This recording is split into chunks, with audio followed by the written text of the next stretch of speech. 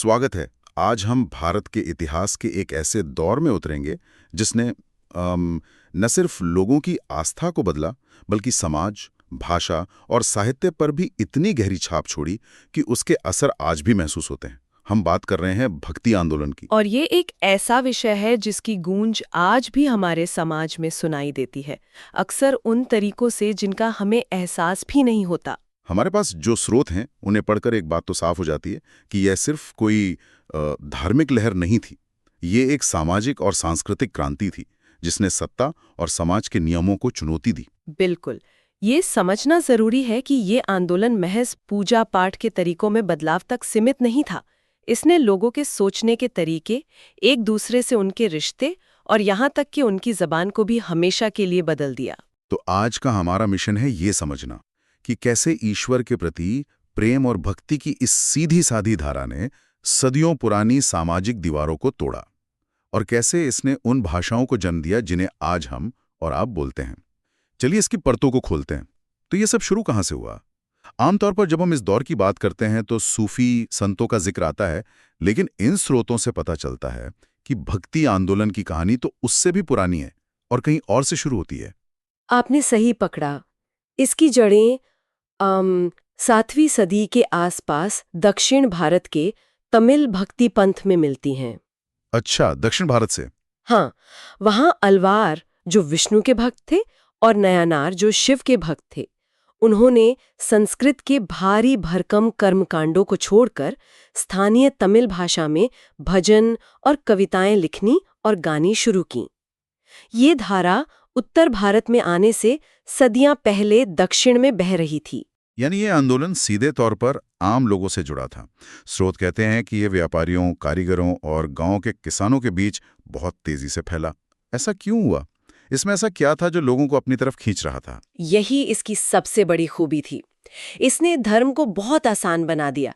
इसने जटिल यज्ञों और मंत्रों की जगह ईश्वर और भक्त के बीच एक सीधे प्रेम भरे रिश्ते पर जोर दिया।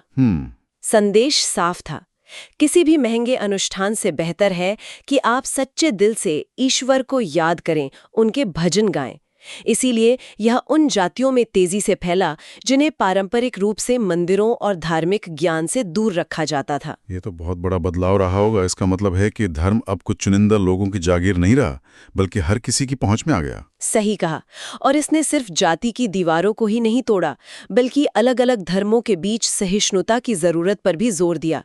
ये एक ऐसा संदेश था जिसकी उस दौर के समाज को सख्त जरूरत थी, जहां धर्म के नाम पर अक्सर तनाव बना रहता था। इसी चुनौती देने की भावना को आगे बढ़ाते हुए कुछ कमाल के शिक्षक सामने आए। स्रोतों में कई दिलचस्प नाम हैं।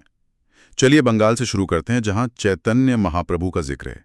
चैतन्य कृष्ण के भक्त थे, लेकिन उनके लिए भक्ति का मतलब सिर्फ मन में ईश्वर को याद करना नहीं था। उनके लिए भक्ति एक अनुभव था, एक उत्सव था। वो कृष्ण के लिए भजन रचते थे और लोगों के समूह इकट्ठा करके उनके साथ कीर्तन करते थे, नाचते गाते थे। ये भक्ति का एक बहुत ही जीवंत और भावनात्मक रूप था जिसने बंगाल के समाज पर गहरा असर डाला। और स्रोत बताते हैं कि वे सिर्फ बंगाल में ही नहीं रहे, उन्होंने पूरे देश की यात्रा की और आखिर में पूरी उड़ीसा में बस गए। हाँ, और उनके विचार सिर्फ बंगाल या उड़ीसा तक ही सीमित नहीं रहे। उनका प्रभाव महाराष्ट्र तक भी पहुंचा, जहां भक्ति की एक और मजबूत परंपरा पहले से ही फल फूल रही थी। और महाराष्ट्र की बात करें तो ज्ञानेश्वर का नाम आता है। मैंने पढ़ा कि उन्होंने भगवद गीता का मराठी में अनुवाद किया। अब सुनने में ये एक किताब का अनुवाद लगता है, पर उस समय के समाज के लिए इसके क्या मायने थे? ये इतना बड़ा कदम क्यों माना गया? ये एक क्रांतिकारी कदम था। सोचिए, उस समय गीता सिर्फ संस्कृत में थी, जिसे सिर्फ विद्वान ही पढ़ सकते थे। बिल्कुल, सिर्फ ब्राह्मण और विद्वान ही पढ़ और समझ सकते थे।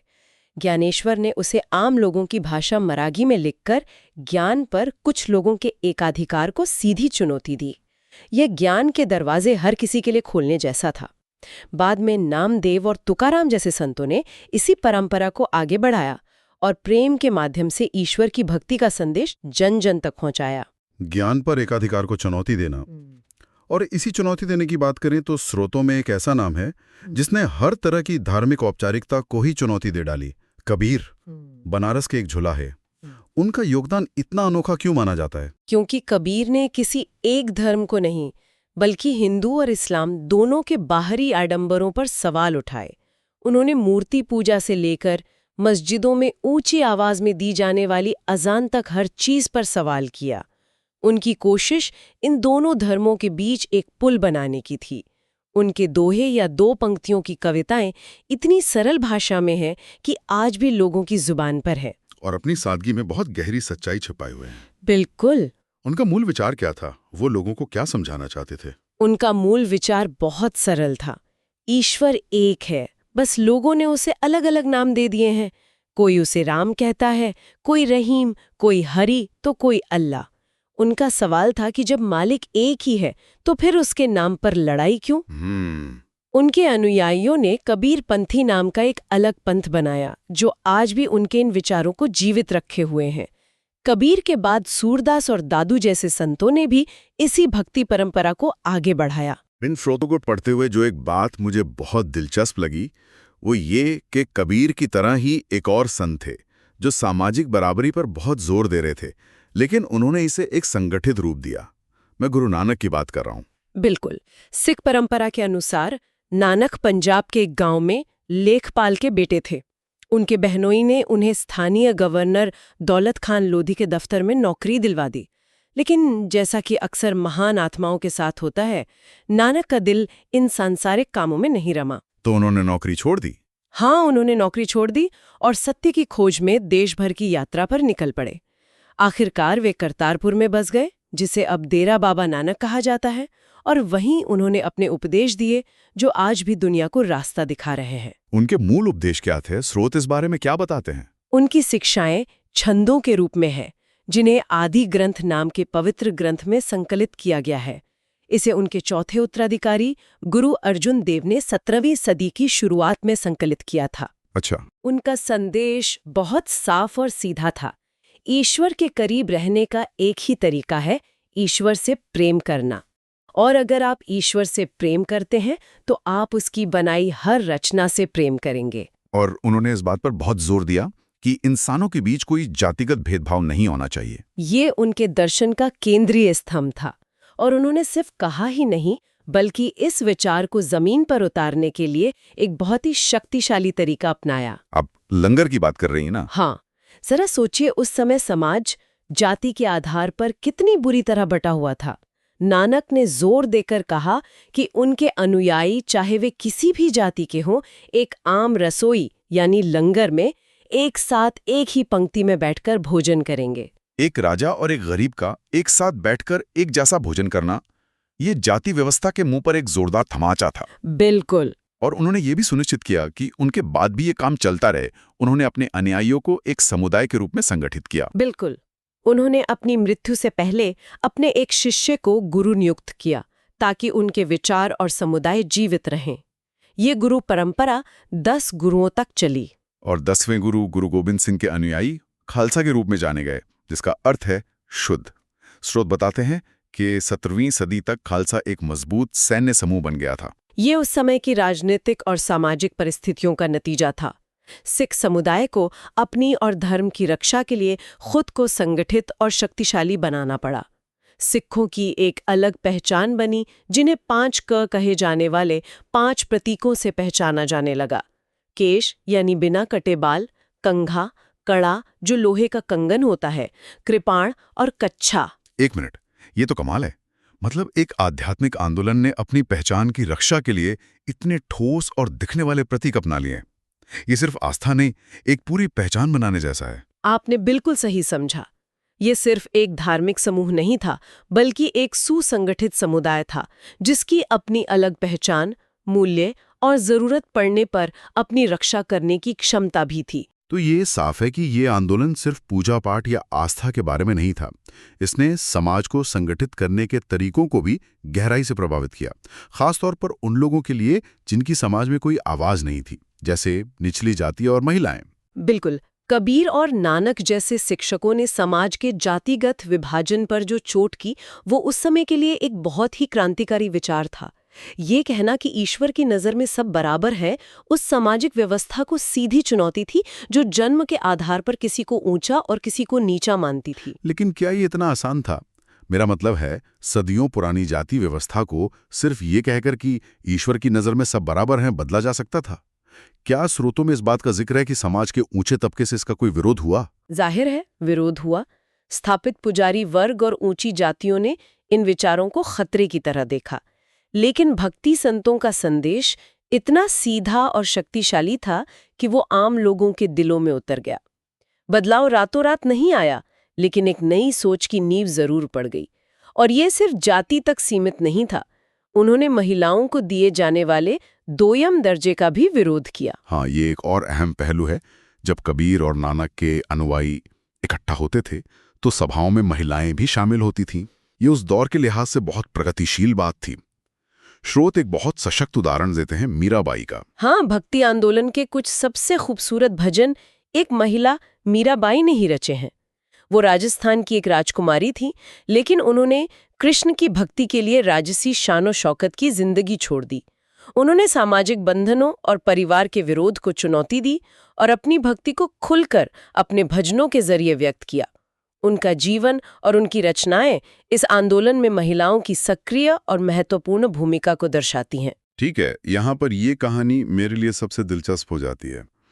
हमने धर्म और समाज की बात की, लेकिन इन स्रोतों से जो एक कमाल की बात निकल कर आती है वो ये कि भक्ति आंदोलन सिर्फ एक धार्मिक क्रांति नहीं थी, ये एक भाषाई क्रांति भी थी। इसने उन भाषाओं को आवाज दी जिन्हें आज हम बोलते हैं। ये कैसे हुआ? ये इसका सबसे स्थायी और शायद सबसे महत्वपूर्ण प्रभावों में से एक है। भक्ति शिक्षकों का मकसद आम लोगों तक पहुंचना था, और इसके लिए उन्होंने संस्कृत या फारसी जैसी विद्वानों की भाषा को छोड़कर लोगों की अपनी भाषा को अपनाया। उन्होंने उसी भाषा में उपदेश दिए, भजन लिखे और कविताएं रची जो लोग रोजमर्रा की जिंदगी में बोलते थे। तो क्या हम ये कह सकते हैं कि हमारी आज की भारतीय भाषाओं की जड़ें इसी आंदोलन में है? एक तरह से हाँ। हमारी आज की भारतीय भाषाओं का विकास उनके शुरुआती रूपों से इसी दौर में तेजी से हुआ। हिंदी के दो रूप, ब्रज और अवधी, साहित्यिक भाषाएं बन गईं। उत्तर में पंजाबी, पश्चिमी भारत में गुजराती और बंगाल में बंगाली उभरने लगीं। दक्कन में मराठी एक प्रमुख साहित्यिक भाषा बन गई। इसी तरह असमिया, सिंधी, उड़िया और मलयालम का भी विकास हुआ। इन भाषाओं को पहली बार इतना सम्मान और इतनी बड़ी पहचान मिली। तो उस समय दो समानांतर दुनियाएं चल रही थी। एक तरफ दरबार की भाषा फारसी थी और दूसरी तरफ आम लोगों के बीच क्षेत्रीय भाषाओं में एक नई साहित्यिक संस्कृति जन्म ले रही थी। ठीक यही हुआ। और जब ये दो दुनियाएं टकराईं तो कुछ नया भी बना। आप उर्दू की बात कर रहे हैं कि मिश्रण से एक नई भाषा उर्दू का उदय हुआ। उर्दू शब्द का शाब्दिक अर्थ है शिविर या कैंप। ये सैनिकों की भाषा थी, जहां अलग अलग जगहों से आए लोग एक दूसरे से बात करने के लिए एक मिली-जुली भाषा का इस्तेमाल करते थे। धीरे धीरे ये शहरों की, खासकर दिल्ली की एक आम और खूबसूरत भाषा बन गई। और संस्कृत का क्या हुआ? क्या वो पूरी तरह से खत्म हो गई? नहीं, खत्म नहीं हुई। संस्कृत का इस्तेमाल सीमित संख्या में विद्वानों और धार्मिक अनुष्ठानों में जारी रहा। लेकिन सबसे महत्वपूर्ण बात यह हुई कि पुराण, रामायण और महाभारत जैसे लोकप्रिय संस्कृत ग्रंथ अब क्षेत्रीय भाषाओं में उपलब्ध होने लगे। इसका मतलब है कि ये महान कहानियां अब सिर्फ संस्कृत जानने वालों तक सीमित नहीं रहीं। सही पकड़ा। तमिल में कंबन ने रामायण लिखी और तेलुगु में पुथन्ना ने भागवत पुराण का अनुवाद किया। इन लेखकों ने इन ग्रंथों को उन लाखों लोगों के लिए सुलभ बना दिया जो संस्कृत नहीं जानते थे। इसने हमारी सांस्कृतिक विरासत को लोकतांत्रिक बना दिया। और सिर्फ अनुवाद ही नहीं, मौलिक साहित्य भी रचा जा रहा था। तेलुगु कवि श्रीनाथ ने हरविलास जैसी कविताएं रची, मलिक मोहम्मद जायसी की पद्मावत हिंदी में अमर हो गईं और विद्यापति की कविताएं मैथिली में आज भी गाई जाती हैं। स्रोतों में अमीर खुसरो का भी जिक्र है, जो इस मिलीजुली संस्कृति के एक बेहतरीन प्रतीक माने जाते हैं। हाँ, अमीर खुसरो ने ज्यादातर फारसी में लिखा, लेकिन उनकी कविता का विषय अक्सर भारत, यहाँ के लोग, यहाँ का मौसम, यहाँ की भाषाएं होती थीं। वे भारत से अपने गहरे प्रेम के लिए जाने जाते हैं। वे इस दौर के सांस्कृतिक संगम का एक जीता जागता उदाहरण है। तो इस सब का मतलब क्या है?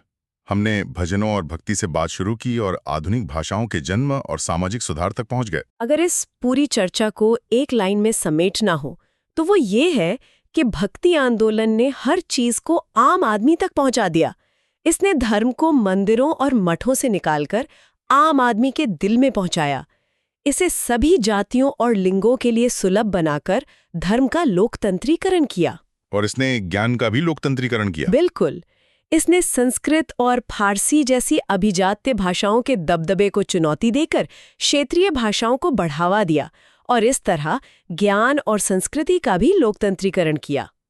इसने लोगों को अपनी भाषा में सोचने, लिखने और गाने का आत्मविश्वास दिया, जिसकी विरासत आज भी हमारे साथ है। स्रोत हमें दिखाते हैं कि कैसे ईश्वर के साथ लोगों के रिश्ते में आया एक बदलाव पूरे समाज को जड़ से बदल सकता है, सामाजिक ताने बाने से लेकर उन शब्दों तक जो हम बोलते हैं। ये वाकई अद्भुत है कि कैसे एक आध्यात्मिक लहर इतनी गहरी और स्थायी सामाजिक और सांस्कृतिक छाप छोड़ सकती है। और ये सोचने पर मजबूर करता है, आज कौन से आधुनिक आंदोलन जो शायद धार्मिक भी न हो, चुपचाप हमारी संस्कृति और भाषा को उन तरीकों से बदल रहे हैं जिन्हें शायद हम सदियों तक पूरी तरह से समझ नहीं पाएंगे।